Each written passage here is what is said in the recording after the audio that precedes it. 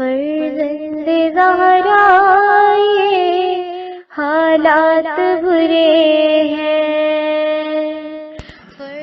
کاشانۂ بصیرت ایک ایسا مکمل یوٹیوب چینل جس پر محروم بصارت کے لیے بالخصوص اور تمام افراد کے لیے بالعموم سینکڑوں کی تعداد میں اسلامی کتب دستیاب ہیں۔ لہذا گزارش ہے کہ آپ اپنی ذمہ داری نبھاتے ہوئے کاشانۂ بصیرت کو سبسکرائب کرنے کے ساتھ ساتھ بیل آئیکن کو پریس کیجیے تاکہ آپ علم کے حصول کے ساتھ ساتھ مذہب اہل بیت کی اشاعت میں بھی اہم کردار ادا کرتے رہیں۔ کاشانۂ بصیرت۔ فرزند زہرا یہ حالات برے ہیں۔ اعوذ باللہ من الشیطان اللعین الرجیم، بسم اللہ الرحمن الرحیم۔ السلام علیکم۔ کاشانۂ بصیرت کے یوٹیوب چینل سے آپ سے مخاطب ہوں۔ جو کتاب ہم پڑھ رہے ہیں اس کا نام ہے کلام امیر المومنین شرح نہج البلاغہ حصہ دوم، اور اس میں ہم پہنچ چکے ہیں خطبہ نمبر 33 پر۔ پیج نمبر ہے 273۔ آئیے شروع کرتے ہیں۔ وَمِن خُطْبَةٍ لَهُ علیہ السلام عِنْدَ خُرُوجِهِ الْقِتَالِ أَهْلِ الْبَصْرَةِ وَفِيهَا حِكْمَةُ مَبْعَثِ الرُّسُلِ ثُمَّ يَذْكُرُ فَضْلَهُ وَيَذُمُّ الْخَارِجِينَ۔ قال عبد الله بن عباس دخلت على امیر المومنین بذی قار وهو يقصف نعلہ۔ سید رضی نے اس خطبے کو نہج البلاغہ میں دو جگہ ذکر کیا ہے، ایک اس جگہ پر اور دوسرا خطبہ نمبر 104 میں، اور وہاں یوں کہتے ہیں کہ اس خطبے کا کچھ حصہ پہلے بھی آ چکا ہے۔ اسی 33 میں خطبے کی جانب اشارہ ہے، مگر کیونکہ میں نے اس روایت کو پچھلی روایت سے مختلف پایا تو میں نے دیکھا کہ اس کی نسبت کچھ کمی بیشی بھی ہے، تو میں نے یہ لازم جانا کہ اس کی کھوج میں لگ جاؤں۔ نہج البلاغہ کے مصادر کی کتاب لکھنے والے نے کہا ہے کہ یہاں یہ بات مزید واضح ہو جاتی ہے کہ سید رضی رحمۃ اللہ علیہ کسی حد تک امیر المومنین کے کلام کو نقل کرنے میں احتیاط برتتے تھے، یہاں تک کہ وہ یہاں تک کہ دو ایک جیسی روایات کو ایک ساتھ نہیں ملاتے تھے۔ یہ ہے سید رضی رحمۃ اللہ علیہ کی سیرت، اور وہ مولا علیہ السلام کے ہر کلام کو نقل کرنے میں نہایت وقت اور باریک بینی اور احتیاط سے کام لیتے تھے۔ پھر اضافہ کرتے ہیں، شیخ مفید رحمۃ اللہ علیہ کی کتاب ارشاد میں جو روایت ہے اس سے پتہ چلتا ہے کہ امام نے اس خطبے کو ربضہ میں ارشاد فرمایا ہے۔ بیت اللہ کے زائرین کا ایک گروہ وہاں رکا ہوا تھا، اور جب انہیں امام کے اس مقام پر ہونے کا پتہ چلا تو وہ سب وہاں جمع ہو گئے تاکہ ان کے کلام کو سن سکیں اور استفادہ کریں، جبکہ ابھی امام اپنے خیمے سے باہر نہیں آئے تھے۔ ابن عباس کہتے ہیں کہ میں نے دیکھا کہ مولا ایک چپل کو سی رہے تھے۔ میں نے عرض کیا، ہمیں ان معاملات کی اصلاح کی اس سے کہیں زیادہ ضرورت ہے جو آپ ابھی انجام دے رہے ہیں۔ امام نے مجھے کوئی جواب نہ دیا، یہاں تک کہ اپنی چپل کی سلائی سے فارغ ہو گئے اور سلائی شدہ چپل کو دوسری چپل کے ساتھ رکھ دیا اور فرمایا، اے ابن عباس، اس کے دام لگاؤ۔ میں نے عرض کی، اس کی کوئی قیمت نہیں۔ فرمایا، جو بھی ہے بتا دو۔ میں نے عرض کیا، ایک درہم سے بھی کم تر ہے۔ امام فرمانے لگے، خدا کی قسم، یہ کم قیمت چیزیں میرے لیے تم پر حکومت کرنے سے کہیں بہتر ہیں، سوائے اس کے کہ میں کسی حق کو ادا کر سکوں یا کسی باطل کو دفع کروں۔ میں نے عرض کیا، خانہ کعبہ کے زوار آئے ہیں تاکہ آپ کے کلام سے مستفید ہو سکیں، کہ آپ اجازت دیتے ہیں کہ ان کے لیے کوئی خطبہ دے دوں؟ اگر اچھا ہوا تو آپ کے حساب میں، اور اگر برا ہوا تو میرے حساب میں رہے۔ آپ نے فرمایا، نہیں، میں خود ان سے کلام کروں گا۔ پھر باہر آئے اور ان کے لیے یہ خطبہ کہا۔ مصادر نہج البلاغہ جلد 1 پیج نمبر 421 and 422۔ بہرحال مستدرک اور مدارک نہج البلاغہ کے مطابق شیخ مفید نے اس خطبے کو کتاب ارشاد میں ذکر کیا، مستدرک صفحہ نمبر 242۔ اب ہم آ گئے ہیں پیج نمبر 274 پہ۔ یہاں پر خطبہ بیان کیا جا رہا ہے۔ بسم اللہ الرحمن الرحیم۔ فقال لی ما قیمت ھذا النعل فقلت لا قیمت لها فقال واللہ لہی احب الی من امراتکم الا ان اقیم حقا او ادفع باطلا ثم خرج فخطب الناس فقال۔ مولا علی علیہ السلام اس خطبے کو اہل بصرہ سے جنگ کرنے کے لیے جاتے وقت مولا علی علیہ السلام نے اس خطبے کو اہل بصرہ سے جنگ کرنے کے لیے جاتے وقت ارشاد فرمایا تھا، اور اس میں انبیاء کرام کی بعثت کا فلسفہ اور پھر اپنے فضائل شمار کروائے ہیں، اور جن لوگوں نے آپ کے خلاف قیام کیا تھا انہیں برا بتایا ہے۔ ابن عباس کہتے ہیں میں ذی قار بصرہ کے نزدیک کوئی شہر میں مولا علی علیہ السلام سے ملا تو امام اپنی چپل کو جوڑنے میں مصروف تھے۔ اسی حالت میں میری جانب رخ کر کے فرمایا اس چپل کی قیمت کیا ہے؟ میں نے کہا اس کی قیمت نہیں ہے، بہت ہی کم قیمت ہے۔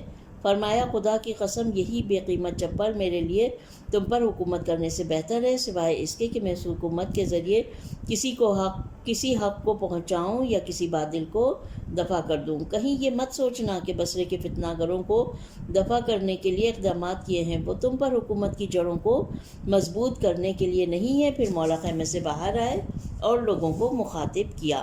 یہاں پر جو عربی کی عبارت تھی وہاں پر ایک لفظ آیا ہے امراتکم، یہ ہے فطرتا کے وزن پر ہے اور حکومت کے معنی میں آتا ہے۔ اب ہے خطبہ ایک نگاہ میں۔ حضرت نے اس خطبے کو ان حالات میں ارشاد فرمایا کہ جب آپ نے اپنے ساتھیوں کو بصرہ میں طلحہ و زبیر کی بھڑکائی ہوئی فتنے کی آگ کو بجھانے کے لیے آمادہ جنگ کیا ہوا تھا۔ ایک طرف مولا نے اس خطبے سے پہلے ابن عباس سے وہ تاریخی اور ہرگز فراموش نہ ہونے والے جملے ارشاد فرمائے جو کہ امام کی بلند روح اور مقام بے مثال اور عرفان و معرفت کی حکایت بیان کر رہے ہیں۔ فرماتے ہیں کہ تم لوگوں پر حکومت میری اس پھٹی ہوئی اور جوڑوں سے بھری ہوئی چپل سے بھی کم قیمت ہوگی، اگر میں مقام اور حکومت سے عشق و رغبت رکھتا ہوں، لیکن اگر حق کو اس کے مقام تک پہنچانے کے لیے اور باطل کو دفع کرنے اور معاشرے کو سعادت و کمال کی جانب متوجہ کرنے کے لیے ہو تو پھر میرا مطلوب اور محبوب ہدف ہے۔ پھر لوگوں کے افکار کو اپنے ساتھ دفعتاً زمانہ جاہلیت اور رسالت مآب سے پہلے کے دور کی جانب لے جاتے ہیں اور بتاتے ہیں کہ لوگوں نے دوبارہ انہی جاہلیت کے دور کی روش کو زندہ کر دیا ہے اور مجھے بھی رسالت مآب کی راہ ہی پر چلتے رہنا ہے، اور اسی انداز میں زمانہ جاہلیت کے افکار کو مٹا کر باطل کو چیر کر اس میں سے حق کو نکالنا ہوگا۔ اس خطبے کے ایک اور حصے میں قریش کے ان لوگوں کو سرزنش فرمائی ہے جو جنگ جمل کے سرغنوں میں سے تھے۔ یہ واضح فرما رہے ہیں کہ جنگ کے شعلوں کو بھڑکانے والوں کا سوائے حسد و کینہ اور دنیا پرستی کے اور کوئی مقصد نہیں تھا۔ اب خطبے کا پہلا حصہ، اچھا آگے اس سے پہلے جو عبارت تھی تو وہی ڈیٹیلز تھی خطبے کے بارے میں۔ پہلا حصہ اب شروع ہو رہا ہے۔ ابتدا ہوتی ہے بسم اللہ الرحمن الرحیم۔ ان اللہ بعث محمدا ولیس احد من العرب یقرأ کتابا ولا ان یدعی نبوۃ فساق الناس حتی بواءہم محلاتہم وبلغہم منجاتہم فاستقامت قناتہم واطمأنت صفاتہم اما واللہ ان کنت لفی ساقاتہا حتی تولت بہذا فی ریحا ما اجازت ولا جابنت وان مسیری ھذا لمثلھا فلا انقبن الباطل حتی یخرج الحق من جنبہ۔ اگر کہیں پہ کوئی کوتاہی ہو گئی ہو تو اس کے لیے معذرت ہے۔ خدا نے حضرت محمد مصطفیٰ صلی اللہ علیہ وسلم کو اس وقت مبعوث فرمایا کہ جب عرب میں کوئی آسمانی کتاب نہیں پڑھی جاتی تھی۔ یہ خطبے کے پہلے حصے کا ترجمہ شروع ہو گیا ہے اب۔ اور نہ ہی کوئی نبوت کا دعوے دار پایا جاتا تھا۔ وہ لوگ انبیاء کو دعوت حق اور آسمانی کتب سے محروم رہ گئے تھے۔ وہ انبیاء کی دعوت حق اور آسمانی کتب سے محروم رہ گئے تھے۔ آپ لوگوں کو ان کی منزل سعادت کی سرحد تک خود ہاتھ پکڑ کر لے کر چلے۔ آپ لوگوں کو ان کی منزل سعادت کی سرحد تک خود ہاتھ پکڑ کر لے کر چلے اور منزل نجات تک انہیں پہنچا دیا، یہاں تک کہ ان لوگوں کے نیزے بالکل سیدھے اور صحیح سمت کی جانب استوار ہو گئے اور انہوں نے اپنے قدم جما لیے۔ ان کی قدرت بڑھ گئی اور دشمنوں نے ان کے آگے سر تسلیم خم کر دیا۔ خدا کی قسم میں اس لشکر کے پیچھے چل رہا تھا اور انہیں آگے بڑھتے رہنے کو کہتا رہتا تھا، یہاں تک کہ باطل کے طرفداروں کا گروہ پوری طرح سے پیچھے ہٹ گیا اور حق ظاہر ہو گیا اور جیت گیا۔ میں اس ذمہ داری کی انجام دہی میں ہرگز کمزوری اور ناتوانی کا شکار نہ ہوا اور خوف و خطر کو اپنے پاس آنے نہ دیا، اور اس وقت بھی جنگ جمل کی طرف جانے میں میرا راستہ اسی ہدف کی جانب ہے۔ خدا کی قسم میں باطل کو چیر کر رکھ دوں گا تاکہ اس کے درمیان سے حق نکل آئے۔ شرح و تفسیر: میں باطل کو چیر دوں گا۔ مولا علی علیہ السلام نے اس خطبے کے آغاز میں جیسا کہ بتایا جا چکا ہے دور رسول اکرم صلی اللہ علیہ وسلم اور جزیرہ عرب میں انقلاب اسلامی کے ظہور کی جانب اشارہ فرمایا ہے اور یہ دکھایا ہے کہ زمانہ جاہلیت میں لوگ کیسے جیتے تھے اور کیا حالات تھے، اور پھر رسول اللہ صلی اللہ علیہ وسلم نے انہیں کس شرف و سعادت سے آشنا فرمایا۔ ان اللہ بعث محمدً صلی اللہ علیہ وسلم ولیس احد من العرب یقرأ کتابا ولا یدعی نبوہ۔ اللہ نے حضرت محمد صلی اللہ علیہ وسلم کو اس وقت مبعوث فرمایا کہ جس وقت عرب میں کوئی بھی آسمانی کتاب نہیں پڑھی جاتی تھی اور نہ ہی کوئی نبوت کا دعوے دار تھا۔ وہ سب انبیاء کی دعوت حق سے دور اور آسمانی کتب سے محروم تھے اور شرک و کفر کے بھنور میں غوطہ زن تھے۔ نہج البلاغہ کے بعض مفسرین نے یہاں پر یہ سوال اٹھایا ہے کہ یہ کیسے کہا جا سکتا ہے کہ عرب میں کوئی ایک بھی آسمانی کتاب نہیں رکھتا تھا اور نہ ہی خدا کے پیغمبروں میں سے کسی پیغمبر کا پیرو تھا، جبکہ ہم یہ جانتے ہیں کہ یہودیوں اور عیسائیوں کی ایک قابل ذکر تعداد وہاں رہتی تھی اور توریت و انجیل نامی دو کتب ان کے پاس تھیں۔ پھر اس سوال کے جواب میں خود ہی توریت اور انجیل کی تحریف کی جانب اشارہ کرتے ہیں، لہٰذا جو کتاب ان کے درمیان تھی وہ اصلی اور سچی کتاب نہیں تھی اور ان کا حضرت موسیٰ علیہ السلام اور حضرت عیسیٰ علیہ السلام کی پیروی کرنا بھی کوئی سچی پیروی کرنا نہیں تھا۔ پھر یہ آیت بطور ثبوت پیش کی گئی۔ بسم اللہ الرحمن الرحیم۔ قل من انزل الکتاب الذی جاء به موسیٰ نورا وہدی للناس تجعلونہ قراطیس تبدونہا وتخفون کثیرا۔ کہو کس نے وہ کتاب نازل کی جو موسیٰ لے کر آئے، اور وہ کتاب جو لوگوں کے لیے نور ہدایت تھی؟ کیا تم یہودیوں نے اسے تم نے منتشر کر دیا؟ ایک حصہ جو کہ تمہارے لیے مفید ہے آشکار کرتے ہو، اور بہت سے ان حصوں کو جو تمہاری ہوا و ہوس نفسانی کے خلاف ہیں چھپا لیتے ہو۔ سورہ مبارکہ انعام آیت نمبر 91۔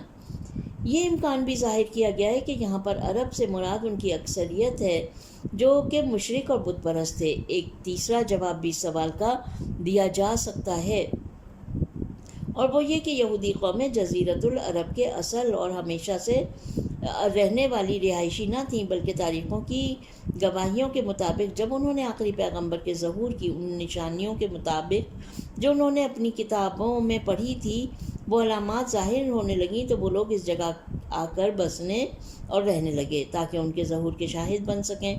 ہر چند یہ کہ بعد میں انہوں نے اپنے منافع کو خطرے میں پایا تو نفاق و عداوت کی راہ پر چل پڑے، اور عیسائی حضرات بھی کبھی احتمال کے تحت زیادہ تر مہاجرین تھے اور ساتھ ہی بہت اقلیت میں تھے۔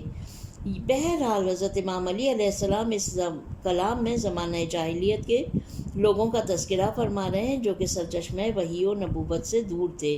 اور یہی ایک نقطہ اس بات کا ثبوت ہے کہ وہ لوگ کس حد تک شرک و کفر کے بھنور میں پھنسے ہوئے تھے اور فساد کی آگ کے شعلوں میں جل رہے تھے۔ پھر اس کے بعد حضرت یہ بتا رہے ہیں کہ یہ لوگ آج اسلام کے طلوع و غروب کے بعد اس کی کرنوں اور وحی و نبوت کے انوار کی روشنی میں کہاں سے کہاں پہنچ گئے۔ آپ فرماتے ہیں فَسَاقَ النَّاسَ حَتَّى بَوَّاهُمْ مَحَلَّتُهُمْ وَبَلَّغَهُمْ مناجاتهم۔ آپ لوگوں کو ان کی منزل سعادت کی سرحد تک خود ہاتھ پکڑ کر لے کر چلے اور نجات کی منزل تک پہنچا دیا۔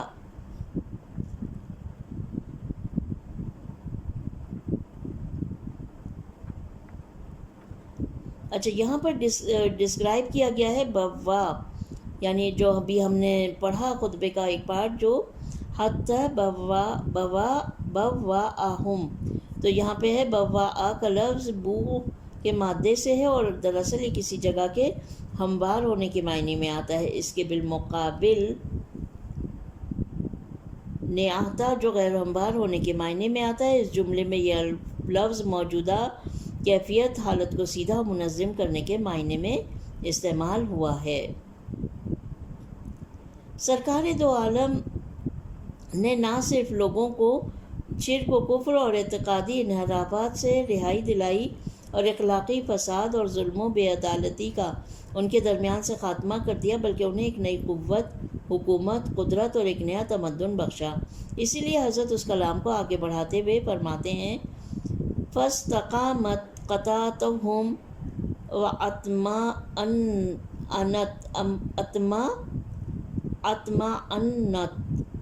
صَفَاتُهُمْ۔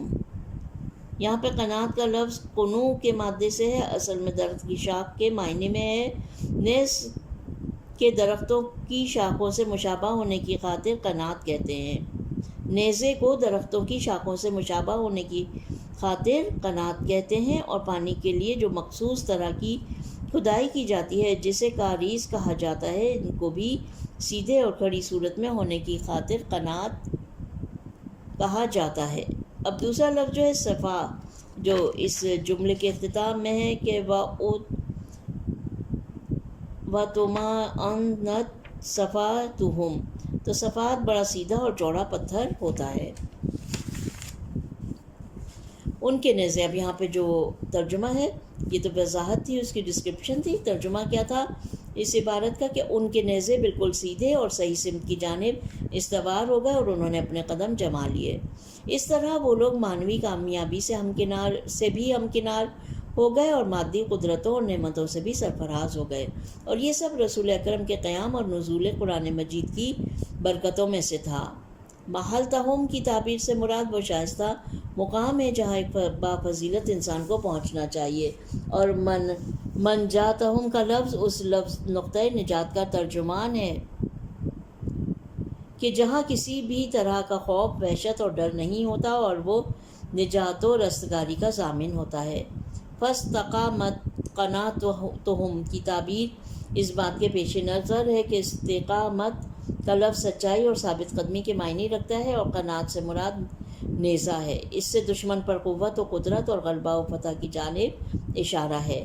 نہج البلاغہ کے بعض شارحین کے مطابق یہاں پر استقامت سے مراد نیزوں کا ہموار ہونا ہے، اور کنایہ ہے سرکاری معاملات کے انتظام اور معاشرے کے نظم و ضبط اور قوت و اقتدار کے لیے۔ لیکن اس بات کے پیش نظر کہ نیزہ عام طور پر سیدھا اور کھڑا ہوتا ہے، اور اگر ٹیڑھا ہو جائے تو ٹوٹ جاتا ہے اور سیدھا کرنے کے قابل نہیں ہوتا، کیونکہ اسے لکڑی سے بنایا جاتا تھا، لوہے وغیرہ سے نہیں۔ اس لیے ممکن ہے یہ تعبیر سکون و اطمینان کی جانب اشارہ ہو، کیونکہ فوجیوں کا یہ معمول ہوتا تھا کہ وہ لوگ دشمن کی جانب سے جب مطمئن اور پرسکون ہوا کرتے تھے تو وہ اپنے نیزوں کے سروں کو زمین میں پیوست کر دیتے تھے، اور الٹی کیفیت میں وہ نیزہ سیدھا کھڑا ہوتا تھا، اور نیزے کا ایسا ہونا اس بات کی علامت تھا کہ وہ دشمن کے حملے سے بے خوف ہیں اور آسودہ خاطر ہیں۔ وَاطْمَأَنَّتْ صَفَاتُهُمْ کی تعبیر اس بات کے پیش نظر کہ صفات سے مراد مضبوط اور چوڑا پتھر ہے۔ اس حقیقت کی طرف اشارہ ہے کہ ظہور اسلام اور قیام رسول اللہ کے وقت ان کی حیثیت مضبوط اور اطمینان بخش تھی، اور ان کی فردی اور اجتماعی حیثیت مستقر اور ثابت ہو گئی تھی۔ جن بیابانوں میں عربوں کی آمد و رفت ہوا کرتی تھی وہ زیادہ تر نرم اور متحرک ریت پر مشتمل تھے، اور ان پر سے گزرنا اور چلنا، یہاں تک کہ صرف کھڑے رہنا بھی بہت دشوار ہوتا تھا۔ مگر جب وہ لوگ بڑے مضبوط اور سیدھے پتھروں پہ ہوتے تو ان کی نشست و برخاست بھی پرسکون ہوتی تھی، اور چلنا پھرنا بھی آسان ہوتا تھا۔ پھر مولا اس بات کے اگلے حصے میں اضافہ فرماتے ہیں، وَمَا وَاللَّهِ إِن كُنتُ لَفِي سَاقَتِهَا حَتَّى تَوَلَّتْ بِهَذَا فِيرِهَا۔ ساقہ کا لفظ یہاں پر ساقتیہ مولا نے استعمال کیا تو کہا گیا، اس کی ڈسکرپشن یہ ہے کہ ساقہ کا لفظ سوق کے مادے سے بنا ہے اور سائق کی جمع ہے۔ اصل میں یہ سوقہ تھا، پھر آلال کے قواعد کے تحت ساق بن گیا۔ اور دوسرا لفظ بحاذا فیریہا، حاذا فیر کا لفظ حضوفور کی جمع ہے اور مزدور کا ہم وزن ہے۔ اس کا مطلب جانب، شریف اور کثیر تعداد کا مجمع ہے، اور یہاں پر حذافیر کا لفظ تمام جوانب کے معنی میں آیا ہے۔ اس بات پر غور کیجیے کہ ساقاتیہ میں ضمیر جاہلیت کے دور کے لوگوں کی جانب پلٹ رہی ہے جنہوں نے اسلام کو قبول کیا، اور تولت اور حاذا فی رہا میں ممکن ہے کہ ضمیر اسلام کے دشمنوں کی طرف لوٹ رہی ہو کہ جنہوں نے اسلام کی کامیابی کے بعد پشت دکھا دی اور پیچھے ہٹ گئے، اور ممکن ہے کہ دور جاہلیت کے لوگوں کی طرف لوٹ رہی ہو کہ جنہوں نے اسلام کی طرف رخ کر لیا اور جو ان کے پاس پہلے سے تھا اس سے منہ موڑ لیا۔ اس کا ترجمہ کیا ہے؟ خدا کی قسم میں اس لشکر کے پیچھے پیچھے چلتا تھا اور انہیں آگے بڑھتے رہنے پر اکساتا رہتا تھا، یہاں تک کہ باطل گروہ مکمل طور پر پیچھے ہٹ گیا اور حق ظاہر ہو گیا اور کامیاب ہو گیا۔ جن مواقع پر لشکر والے نئے ہوتے ہیں یا دشمن طاقتور اور قوی ہوتا ہے وہ اور اپنے لشکر کے پیچھے ہٹ جانے کا اندیشہ ہوتا ہے تو لشکر کا سالار اپنے بعض شجاع اور آگاہ سرداروں اور معاونوں کو لشکر کے پچھلے حصے میں رکھتا ہے تاکہ وہ ان لشکر والوں کو آگے بڑھنے کی تشویق دے اور آگے بڑھتے رہنے کی تاکید کرتے رہیں اور ان کے پشت دکھا کے بھاگ جانے کے احتمال کی روک تھام ہو سکے۔ در حقیقت اہم لشکروں کی مثال ناقہ یعنی اونٹ کی سواری کی مانند ہوتی ہے، جس کی مشکل گزرگاہوں میں آگے سے لگام پکڑ کر کھینچنا بھی ضروری ہے اور پیچھے سے بھی۔ ایک شخص کو چاہیے کہ وہ اسے آگے بڑھاتا رہے تاکہ اس مشکل گزرگاہ سے بآسانی اور سلامتی کے ساتھ گزر سکیں۔ گویا مولا کا سخن اسی بات کی نشاندہی کر رہا ہے کہ رسالت مآب نے یہ ذمہ داری میرے ہی کاندھوں پر ڈالی تھی کہ میں اسلام کے اس نووارد اور ناتجربہ کار لشکر کو ان مشکلات اور خطروں کے ڈھیر کے مد مقابل آگے بڑھاتا رہوں، یا اس بات کو واضح کرنا چاہتے ہوں کہ میں اور رسول اللہ لشکر کے پچھلے یعنی آخری حصے میں ہوتے تھے اور اسے آگے بڑھاتے رہتے تھے۔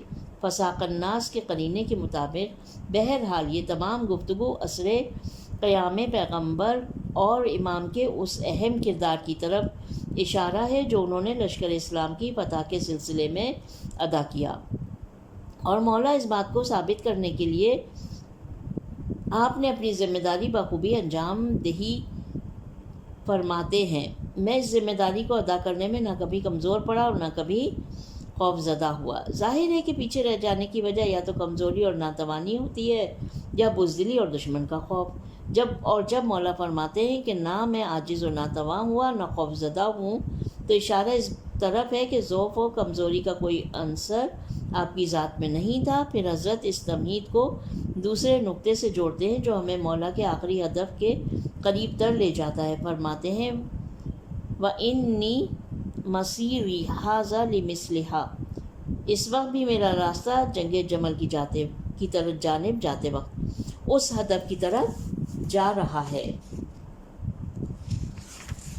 جی ہاں، مولا اس کلام میں ایک نہایت اہم نقطے کی طرف اشارہ فرما رہے ہیں، اور وہ یہ کہ امت مسلمہ نے اس دور میں دوبارہ زمانہ جاہلیت کے افکار اور طور طریقوں سے ان کی جاہلانہ رسوم کی طرف لوٹنا شروع کر دیا تھا، اور وہ روز بروز رسول اکرم صلی اللہ علیہ وسلم، قرآن مجید اور اسلام سے دور تر ہوتے چلے جا رہے تھے، جس کا ایک نمونہ جنگ جمل کی آگ بھڑکانے والے ہیں، جنہوں نے اقتدار کے حصول کے لیے بیعت توڑی اور اتنے سارے مسلمانوں کا خون بہانے کے باعث بنے۔ مولا چاہتے ہیں کہ اس جاہلیت کی طرف لوٹنے کو ناکام بنا دیں اور پھر سے عہد رسالت مآب کی تاریخی حیثیت بحال کر دیں، جو کہ اسلامی انقلاب کی حمایت کے لیے مولا کا ایک نہایت اہم قدم تھا۔ اسی وجہ سے اس بات کے اضافے میں فرماتے ہیں فَلَا نَقُوبَنَّ الْبَاطِلَ حَتَّى يَخْرُجَ الْحَقُّ مِنْ جَنْبِهِ۔ خدا کی قسم میں باطل کو چیر دوں گا تاکہ حق اس کے پیچھے سے سامنے آ جائے۔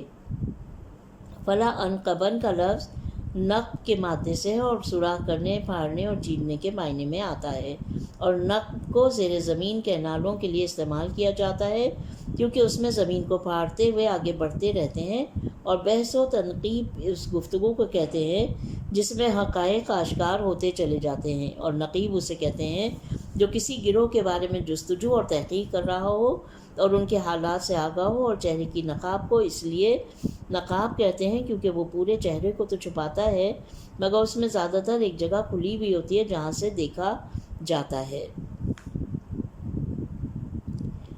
آئیے اب اسی ڈسکرپشن میں آگے بڑھتے ہیں۔ اس بات کے پیش نظر کہ قبن کا لفظ نقب کے مادے سے جو کہ سوراخ کرنے، یہاں پہ نیچے ہم نے ڈسکرپشن جو لکھی ہے اس میں بھی پڑھا، یہ جو کہ سوراخ کرنے، پھاڑنے، چیرنے اور کسی چیز کے کھولنے کے معنی میں آتا ہے۔ اس تعبیر سے یہ حقیقت واضح ہو رہی ہے کہ جب تک باطل کے پردوں کو چاک نہ کیا جائے تب تک حق ظاہر نہیں ہو سکتا۔ دوسرے لفظوں میں باطل کی ہمیشہ یہی کوشش رہی ہے کہ حق پر کوئی نہ کوئی پردہ پڑا رہے اور اسے چھپائے۔ جب باطل کا پردہ چیر دیا جائے تو حق کا نور اور حقائق کا جلوہ سب کے سامنے آشکار ہو جاتا ہے۔ ممکن ہے کہ یہ تعبیر ایک اور نقطے کی جانب بھی اشارہ کر رہی ہو، اور وہ یہ کہ اس پورے جہان کی اساس حق پر ہے، اور ہر چیز کے باطن میں حق ہی چھپا ہوا ہوتا ہے۔ خاص طور پر ہر انسان کی فطرت میں حق کا نور موجود ہوتا ہے، اور باطل ایک عارضی پردہ ہوتا ہے جو حق کا چہرہ چھپا دیا کرتا ہے۔ جب بھی یہ عارضی پردہ ہٹ جائے تو ہر چیز کے باطن میں چھپا ہوا حق ظاہر ہو جاتا ہے، اور جب بھی گمراہ کن تعلیمات کو محو کر دیا جائے تو انسان کی فطرت کا نور واضح ہو جایا کرتا ہے۔ جیسا کہ خطبے کے آغاز میں کہا گیا ہے کہ اس خطبے کا مضمون الفاظ و تعبیرات کے معمولی سے فرق کے ساتھ خطبہ نمبر 104 میں بھی آیا ہے، اور وہاں مولا فرماتے ہیں وَأَيَّمُ اللَّهِ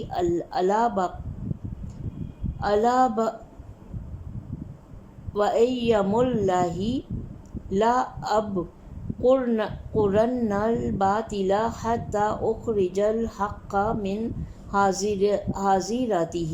خدا کی قسم اس باطل کے پردے کو پھاڑ دوں گا تاکہ اس کے پہلو سے حق کو باہر نکالوں۔ چند نکات۔ ذیقار کہاں ہے؟ جیسا کہ خطبے کی تفسیر میں بھی بیان کیا کہ ذیقار بصرہ و کوفہ کے درمیان ایک جگہ تھی جہاں اسلام سے قبل عربوں اور ساسانیوں کے لشکر کے درمیان ایک جنگ چھڑی تھی، اور ساسانی لشکر پیچھے ہٹ گیا تھا اور عربوں کو فتح ہوئی تھی۔ بعض لوگ یہ کہتے ہیں کہ اس جگہ کا نام ذیقار اس لیے پڑا کہ وہاں ایک کنواں تھا جس کا پانی تارکول کی طرح سیاہ تھا۔ ریفرنس کے لیے کامل ابن اسیر جلد نمبر 1 پیج نمبر 482 اور 482 سے 489۔ ابن عباس کہتے ہیں جب ہم مولا علی علیہ السلام کی رکاب میں ذیقار تک پہنچے تو ہم نے وہاں توقف کیا۔ میں نے مولا علی سے عرض کیا کوفے سے کچھ تھوڑے سے افراد آپ کا ساتھ دینے کے لیے آ رہے ہیں۔ اس کا ریفرنس ہے مالک نہج البلاغہ پیج نمبر 122۔ امام نے فرمایا ٹھیک 2520 افراد اور بغیر کسی کمی بیشی کے لیے میری مدد کو آئیں گے۔ ابن عباس کہتے ہیں میں نے مولا سے اتنی یقینی تعداد و شمار بتانے پر شدید تعجب کیا اور اپنے آپ سے کہا جب وہ لوگ آئیں گے تو میں ان کی گنتی ضرور کروں گا۔ ہم ذیقار میں 15 دن رکے، یہاں تک کہ ہم نے اونٹوں اور گھوڑوں کے ہننانے کی آوازیں سنی اور کوفے کا لشکر پہنچ گیا۔ میں نے انہیں اچھی طرح سے گنا اور دیکھا، بغیر کمی بیشی کے ٹھیک وہی تعداد تھی جو امام نے فرمائی تھی۔ میں نے بے ساختہ چلا کر کہا، اللہ اکبر، صدق اللہ و رسولہ۔ ممکن ہے ابن عباس کے ان جملوں سے مراد یہ ہو کہ مولا علی علیہ السلام نے ان سب چیزوں کو رسول اللہ صلی اللہ علیہ وسلم سے یقینی انداز سے سنا ہے اور اس کی بنا پر یہ پیش گوئی کر رہے ہیں۔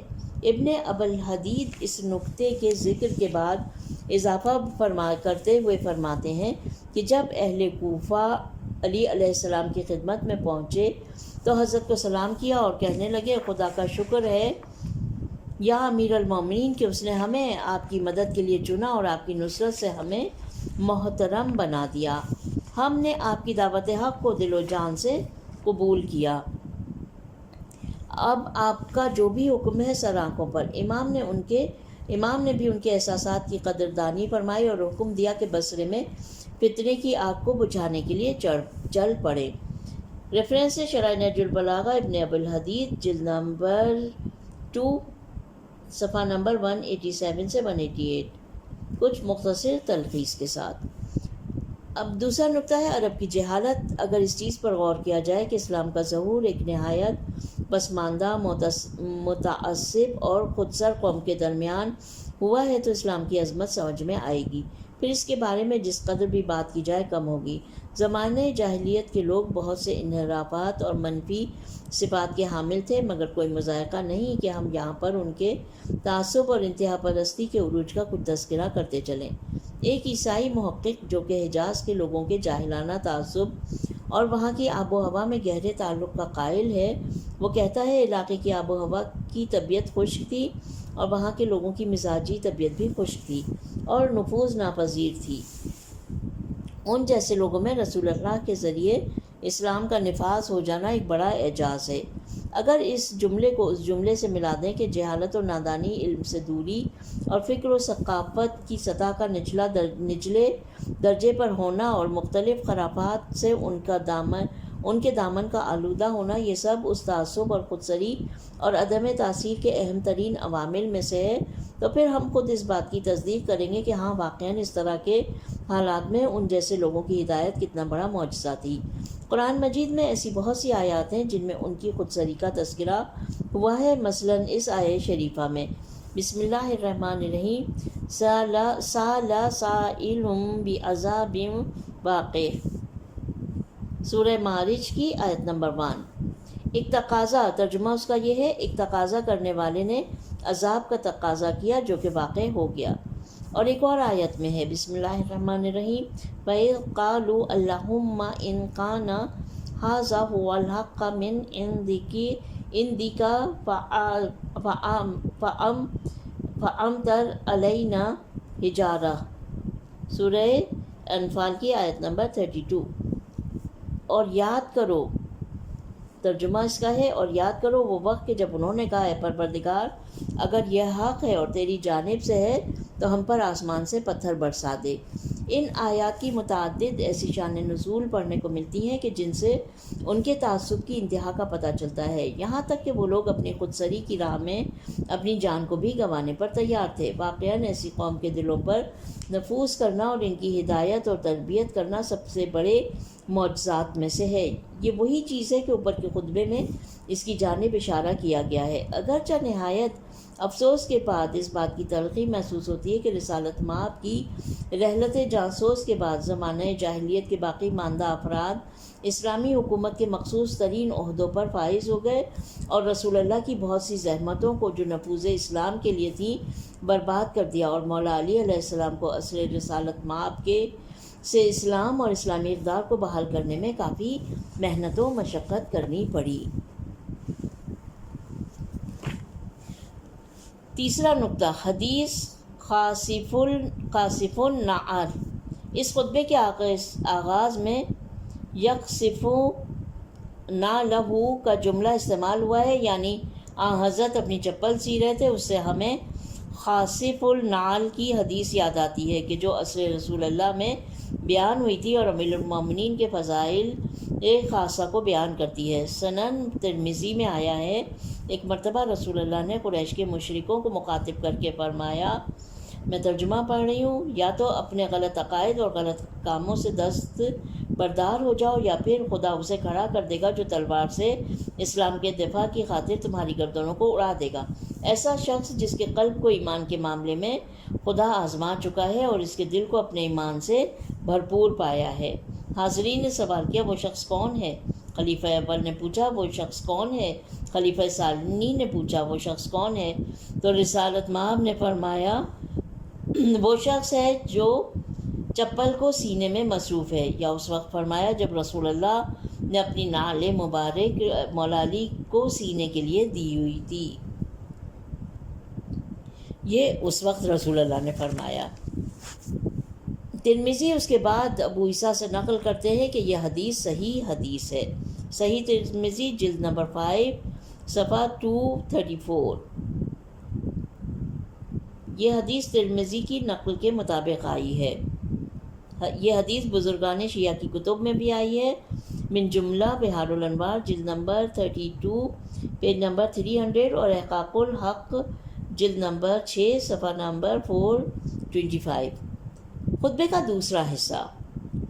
خطبے کا دوسرا حصہ ہے، شروع ہوتا ہے، مالی ولی قریش والغاہی لقد قاتلتہم کافرین ولا اقاتلتہم مفتونین وانی لصاحبہم بالامس کما انا صاحبہم اليوم واللہ ما تنقم منا قریش الا ان اللہ اختارنا علیہم فادخلناہم فی حیزنا فکانوا کما قال الاول۔ ترجمہ، قریش والوں مجھ سے کیا چاہتے ہو؟ خدا کی قسم جب وہ لوگ کافر تھے میں ان سے لڑا، اب جب کہ وہ منحرف ہو گئے ہیں میں پھر ان سے لڑوں گا تاکہ وہ خدا کی راہ کی جانب لوٹ جائیں۔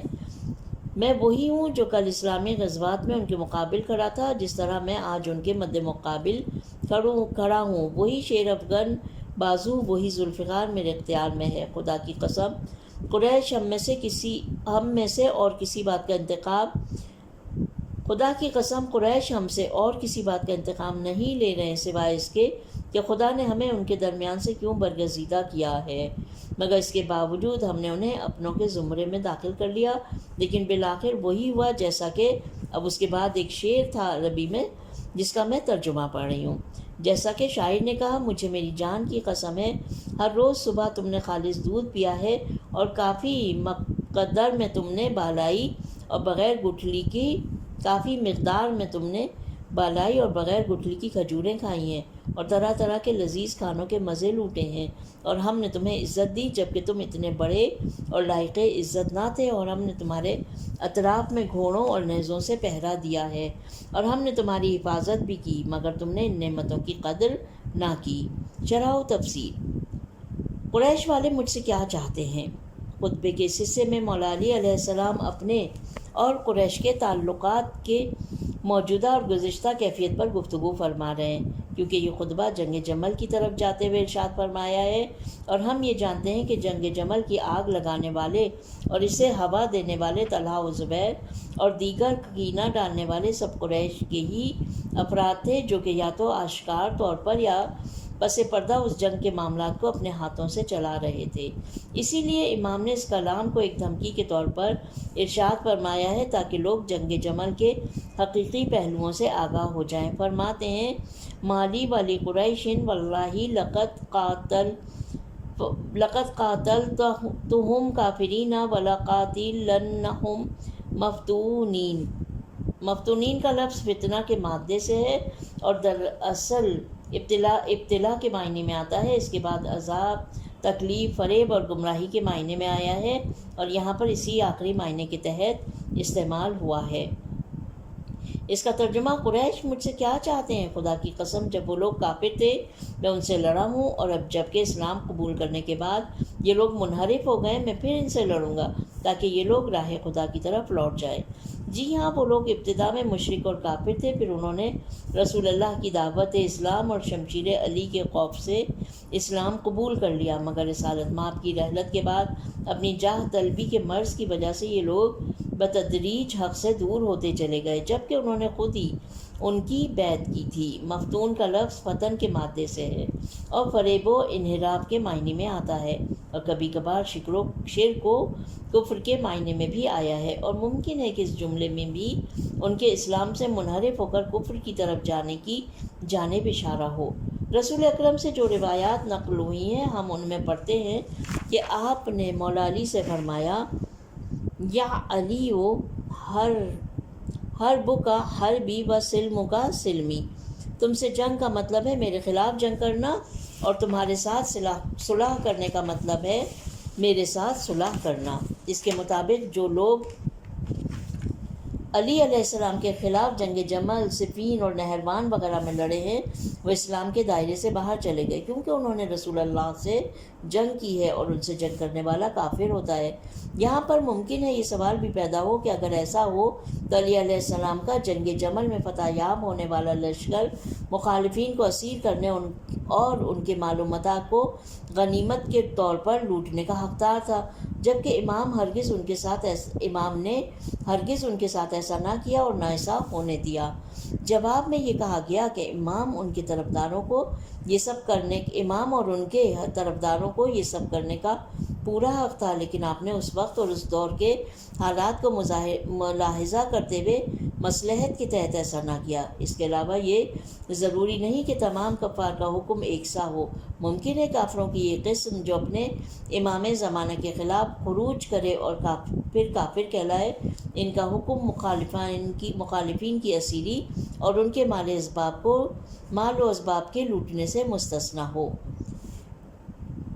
اس روایت کو مغازلی شافعی کتاب مناقب امیر المومنین میں اور ابن ابی الحدید نے شرح نہج البلاغہ میں اور محقق کرکی نے نفحات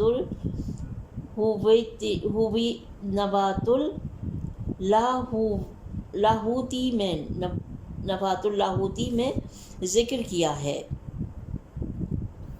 احقاق الحق جلد نمبر 6 صفحہ نمبر 440۔ قابل توجہ بات یہ ہے کہ ابن ابی الحدید نے نہج البلاغہ کے 25 میں خط کی شرح میں کہا ہے کہ فرض کر لیتے ہیں کہ رسول اللہ نے حضرت علی کو، جیسا کہ شیعہ حضرات کہتے ہیں، اپنا جانشین نہیں بنایا، مگر کیا امیر شام اور اس کے علاوہ دوسرے صحابہ یہ نہیں جانتے تھے کہ رسول اللہ نے ہزاروں مرتبہ علی علیہ السلام کے بارے میں فرمایا کہ انا حرب لمن حاربک وسلم لمن سالمتا، یا علی تم جس کسی سے جنگ کرو گے اس سے میری جنگ ہے، اور جس سے تم صلح کرو گے اس سے میری صلح ہے۔ یا کہیں پر یہ فرمایا ہے کہ اللہم عادی من عاداہ و آلی من ولاہ، یا اللہ جو اسے دشمن رکھے اس سے دشمنی رکھ، اور جو اسے دوست رکھے اسے دوستی رکھ۔ یا یہ فرمایا کہ انت مع الحق والحق معک، تم حق کے ساتھ ہو اور حق تمہارے ساتھ ہے، اور اس جیسے سینکڑوں دوسرے ایسے جملے ارشاد فرمائے۔ کیا یہ ضروری نہیں تھا کہ امیر شام رسالت مآب کی اس جیسی احادیث پر غور کرتا اور خدا کا کچھ خوف کر لیتا؟ شرح نہج البلاغہ ابن ابی الحدید جلد نمبر 18 پیج نمبر 24۔ بعض روایات میں آیا ہے کہ مروان ابن حکم کہتا ہے کہ جب علی علیہ السلام نے بصرہ میں ہمیں بہت معذرت شکست دے دی تو لوگوں کے مال و اسباب انہیں واپس لوٹا دیے، جو گواہی پیش کرتا اسے اس کے اموال لوٹا دیتے تھے۔ جس کسی کے پاس کوئی دلیل اور گواہی نہ ہوتی وہ قسم کھاتا یا اسے قسم کھلائی جاتی تھی۔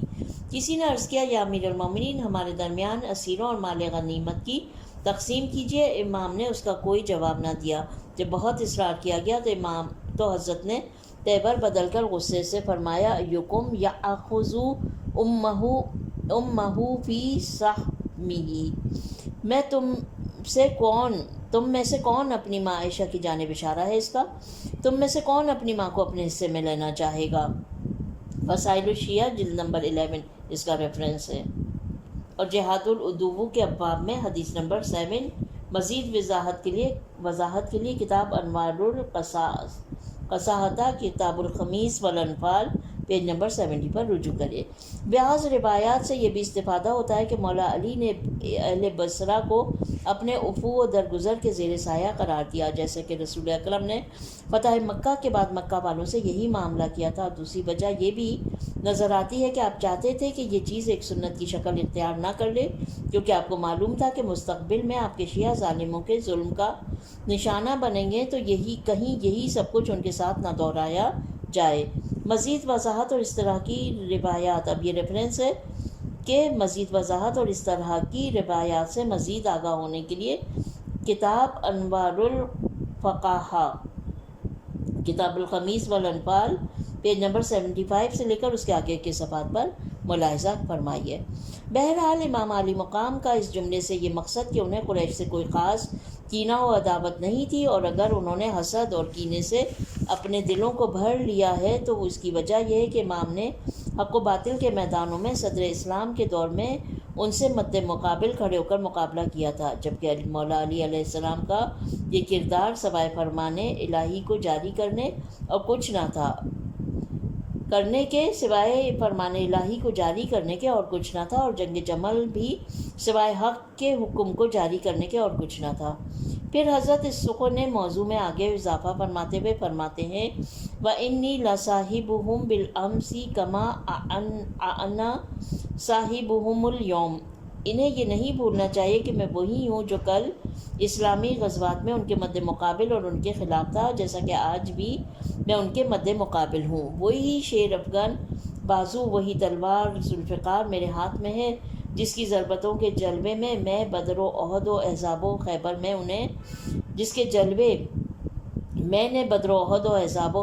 میں انہیں خوب دکھائے ہیں، اور یہ در حقیقت جنگ جمل کی آگ کو بھڑکانے والوں کے خلاف ایک منہ توڑ جواب ہے۔ کبھی یہ بھی کہا گیا کہ یہ جملہ امیر شام اور عمرو عاص اور مروان جیسوں پر صادق آتا ہے، جو کہ اسلامی جنگوں میں رسول اللہ کے مقابل تھے، مگر طلحہ و زبیر کے لیے نہیں کہا گیا، جو کہ جنگ جمل کی آگ بھڑکانے والوں میں سے تھے، کیونکہ وہ لوگ ان جنگوں میں رسول اللہ کے ساتھ تھے۔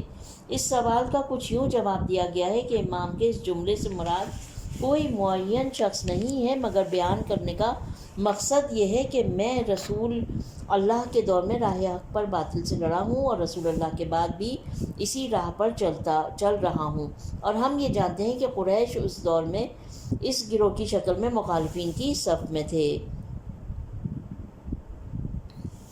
اس کے علاوہ یہ معنی کہ طلحہ و زبیر رسول اللہ کے ساتھ ہوتے تھے، مگر مروان کی طرح جو کہ قریش سے تھا، بہت سے دیگر جمل کے فوجی بھی قریش سے تھے۔ پھر حضرت جنگ جمل کی آگ لگانے والوں کے ایک اور اصلی ہدف کو محور سخن بناتے ہوئے فرماتے ہیں، میں ترجمہ پڑھوں گی یہاں پر، خدا کی قسم قریش ہم سے اس کے سوا اور کسی چیز کا انتقام نہیں لے رہے کہ اللہ نے ان کے درمیان سے ہمیں چن لیا اور ان پر ہمیں مقدم کر لیا، مگر اس کے باوجود ہم نے انہیں اپنوں میں شامل کر لیا۔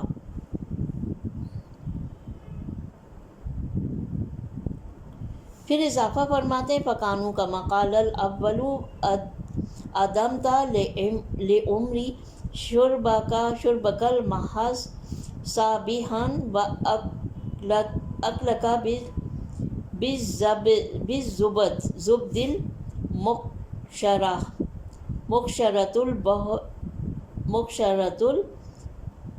الْبُجْرَةِ وَنَحْنُ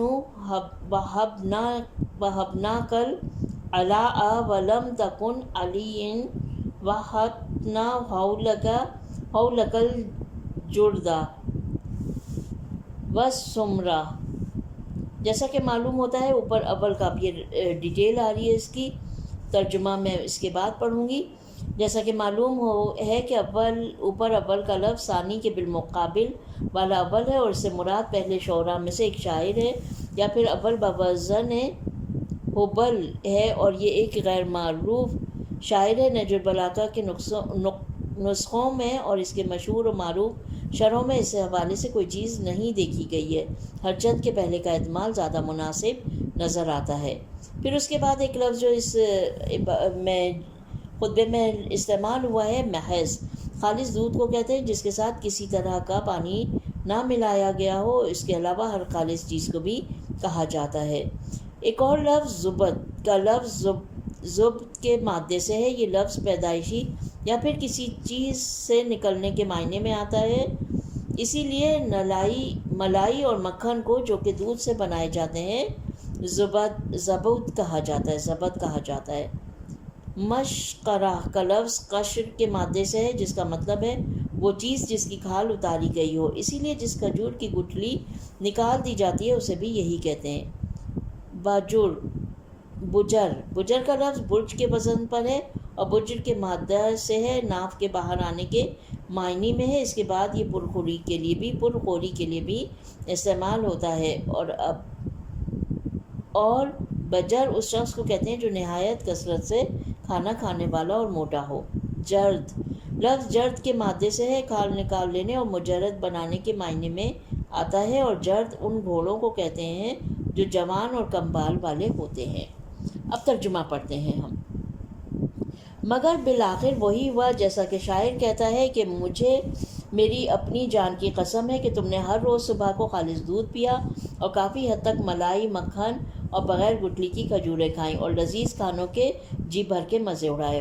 ہم نے تمہیں عزت و عظمت دی جبکہ تم ہم سے بزرگ نہیں تھے۔ ہم نے تمہارے ارد گرد نیزے لے کر پہرے دیے اور تمہاری حفاظت کی، مگر تم نے ان نعمتوں کی قدر نہیں کی۔ ہاں، انہوں نے ہماری نسبت شدید رش کیا اور حسد سے کام لیا، لیکن یہ خدا کی مرضی تھی کہ اس کی نبوت اور امامت کو ہمارے درمیان قرار دیا۔ اس کے باوجود ہم نے انہیں ان جیسا بدلہ نہ دیا، بلکہ انہیں ہم نے عزت دی، قدر و قیمت اور مقام سے نوازا، اور ان کی خطاؤں سے ہم نے درگزر کیا اور دشمنوں کے مقابلے میں ہم نے ان کی حفاظت کی۔ مگر انہوں نے نہ صرف یہ کہ ان بڑی نعمتوں کی قدر نہ کی، بلکہ ہمارے خلاف تلوار اٹھائی اور ہم سے بے غیرتوں کی طرح لڑنے کھڑے ہو گئے۔ ہم نے حکم الہی کے تقاضے کے تحت ان کے ساتھ صلہ رحمی کی اور جہاں تک ممکن تھا ہم نے انہیں محبت دی، مگر انہوں نے قطع رحمی کی اور ہم سے تنازع کرنے کھڑے ہو گئے اور جنگ جمل کی آگ بھڑکائی اور مسلمانوں کو آپس میں ایک دوسرے کے خون کا پیاسا بنا دیا اور جاہل لوگوں کا خون بہا کر تباہیاں اور بربادیاں ایجاد کر دیں۔ قریش نے اپنے اس عمل سے تمام حسد کرنے والوں کی طرح اللہ کی حکمت پر اعتراض کیا، جبکہ خدا فرماتا ہے بسم اللہ الرحمن الرحیم، اللہ عالم حیث یجعل رسالتہ، اللہ اس پر سب سے زیادہ آگاہ ہے کہ اپنی رسالت کو کہاں اور کس خاندان میں قرار دے۔ سورہ انعام آیت نمبر 124۔ اور پھر فرماتا ہے ام یحسدون، بسم اللہ الرحمن الرحیم، ام یحسدون الناس علی ما آتاہم اللہ من فضلہ فقد آتینا آل ابراہیم الکتاب والحکمت وآتیناہم ملکا عظیما۔ سورہ نساء کی آیت نمبر 54۔ ترجمہ، یا وہ لوگ یعنی محمد و آل محمد صلی اللہ علیہ وسلم، اللہم صلی اللہ محمد و آل محمد، سے فضل کی وجہ سے حسد کرتے ہیں جو انہیں اللہ نے دیا ہے، تو اس کا کیا علاج ہے؟ ہم نے تو ابراہیم کی اولاد کو کتاب اور عقل کی باتیں عطا فرمائی ہیں اور ان کو بہت بڑی سلطنت بھی دی ہے۔ اور ایک جگہ فرماتا ہے بسم اللہ الرحمن الرحیم، قل اللہم مالک الملک تؤتی الملک من تشاء وتنزع الملک ممن تشاء وتعز من تشاء وتذل من تشاء بیدک الخیر انک علی کل شیء قدیر۔ سورہ آل عمران کی آیت نمبر 26۔ کہہ دیجئے اللہ تو ہی حکومتوں کا مالک ہے، جسے چاہتا ہے حکومت دے دیتا ہے اور جس سے چاہتا ہے حکومتیں چھین لیتا ہے، اور جسے چاہتا ہے عزت عطا کرتا ہے اور جسے چاہتا ہے ذلیل و خوار کر دیتا ہے۔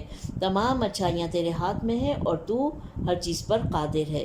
ظاہر سی بات ہے کہ اگر کوئی قرآن کے اس اصول کے اوپر ایمان راسخ رکھتا ہو تو وہ ہرگز ان لوگوں سے حسد نہیں کرے گا جنہیں اللہ نے اپنی حکمتوں کے تحت مقام نبوت اور امامت و ولایت عطا کیا ہے، اور کبھی حکمت الہیہ پر سوالیہ انگلی نہیں اٹھائے گا۔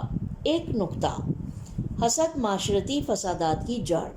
حسد جیسی ایک نہایت نچلے طبقے کی صفت پوری تاریخ میں تمام بڑی معاشرتی مشکلات اور دردناک حوادث کا باعث بنی ہے۔ بہت سے لوگ ظرفیت کی کمی، ثقافتی سطح کے نیچے ہونے اور ایمان کے ضعف اور نفس پر اعتماد نہ ہونے کے باعث جو ہی یہ دیکھتے ہیں کہ ایک حسین ترین کامیابی ان کے دوستوں، عزیزوں یا جاننے والوں میں سے کسی ایک کو نصیب ہو رہی ہو تو ان کے اندر حسد کی آگ بھڑک اٹھتی ہے، اور بجائے اس کے کہ اس کی کامیابی پر خوش ہوں اور اس کی کامیابی کو اپنی اور دوسروں کی کامیابی کا ذریعہ بنائیں اور اس کی خاص خوبیوں اور صلاحیتوں سے کچھ سیکھیں اور خود کو اس کے مطابق ڈھالیں، اس کے توڑ میں اس کے مد مقابل کھڑے ہو جاتے ہیں، کبھی ناروا سلوک کے ذریعے اور کبھی تحقیر و مذمت کے ذریعے اور کبھی اس کے راستے میں رکاوٹیں کھڑی کرنے کے ذریعے، اور جہاں تک ان سے ممکن ہو پوری کوششیں کر لیتے ہیں، اور جب کبھی یہ مسئلہ زیادہ گرمی اختیار کرتا ہے تو اس حسد میں اس شخص کا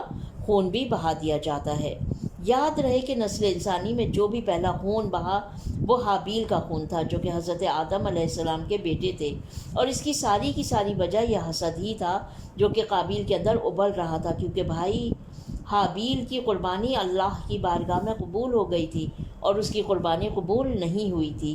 یہی مسئلہ بار بار انسانی تاریخ میں بھی تکرار ہوا ہے، اور بھائی نے بھائی کو اور اولاد نے اولاد کو، یا اولاد نے باپ کو قتل کر دیا ہے، یا اس کے برعکس ہوتا رہا ہے۔ صدر اسلام میں ہونے والے بیشتر دردناک واقعات، خصوصاً امیر المومنین علیہ السلام کی خلافت کے دوران پیش آنے والے تمام حادثات صرف حاسدوں کے حسد کی وجہ سے پیش آئے تھے، جیسا کہ مندرجہ بالا خطبے میں امام نے اشارہ کیا ہے۔ ہماری روایات اس اخلاقی گندگی کے خلاف بہت زیادہ ہیں۔ تمام روایات میں حسد کو پورے معاشرے کے فساد کا باعث کہا گیا ہے۔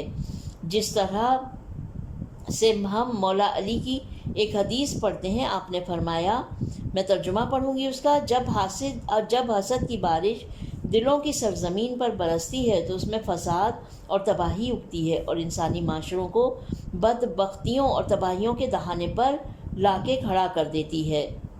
غرر الحکم، شمارہ نمبر 5242، یہ ریفرنس ہے اس کا۔ اور ایک اور اہم نقطہ جو ہمیں اس خطبے سے سیکھنے کے لیے ملتا ہے وہ یہ ہے کہ جو لوگ الہی نعمتوں کی خاطر اہل حسد کا نشانہ بن جایا کرتے ہیں، انہیں حاسدوں کو ان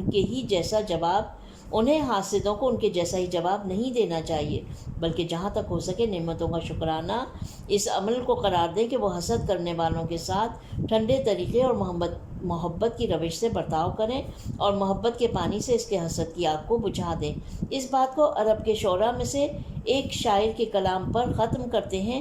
وہ کہتا ہے، ترجمہ، حسد کرنے والے کے حسد کے بدلے میں صبر کا مظاہرہ کروں، کیوں کہ تمہارا صبر ہی اسے کھا جائے گا، اس لیے کہ آگ جب جلانے کے لیے کچھ نہ پائے تو اپنے آپ کو ہی ختم کر لیتی ہے۔ ریفرنس ہے بحار الانوار، جلد 70، پیج نمبر 258۔ یہاں پر ہم آج کی اس ریڈنگ کو ختم کرتے ہیں۔ کچھ جو ہے آڈیو کچھ لمبی ہو گئی ہے، جس کے لیے معذرت ہے، لیکن خطبہ نمبر 33 پورا ہی میں نے چاہا کہ ایک گو میں ایک ہی دفعہ میں پورا پڑھا جائے، اور بہت اہم مطالب ہم نے سیکھے، جانے اور امام سے رابطے کو مضبوط کیا۔ پروردگار عالم سے دعا ہے کہ وہ ہماری اس کوشش اور کاوش کو اپنی بارگاہ میں قبول اور مقبول فرمائے۔ ربنا تقبل منا انک انت السمیع العلیم۔ اپنا بہت خیال رکھیے گا۔ خدا حافظ۔